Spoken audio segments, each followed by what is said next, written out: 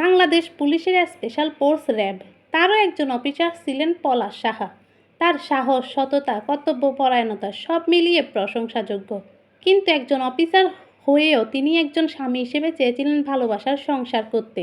সুস্মিতা, তিনি ছিলেন পলাশের স্ত্রী। তার চোখে ছিল একজন বিশ্বস্ত সঙ্গিনী, কিন্তু সেই সম্পর্কটা ঘিরেও ছিল প্রতিনিয়ত এক মানসিক যন্ত্রণার লড়াই।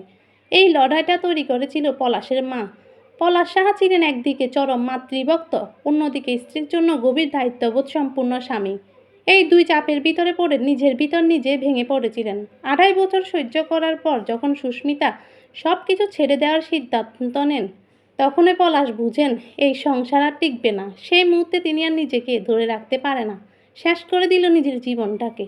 শুধু যে পলাশ সাহার পরিবারে এরকম সমস্যা চলতেছে তাই না, আমাদের সমাজের অনেক পরিবারে এরকম ঘটনা ঘটেই চলেছে দিনের পর দিন, আর সবাই সহ্য করছে নীরবে চুপচাপ। এবার প্রশ্ন আপনার কাছে, সংসারে মা এবং বউ কে বেশি গুরুত্ব পাওয়ার কথা, নাকি সমানভাবে থাকা উচিত দুজনেই? কমেন্ট বক্সে আপনার মতামত জানান। এই আলোচনা যদি থেমে যায়, হয়তো আগামী দিনে আমরা আবারও অন্য একজন পলাশ সাহাকে হারাবো। এটা শুধু একটা পলাশের গল্প নয়, আমাদের সমাজের আয়না।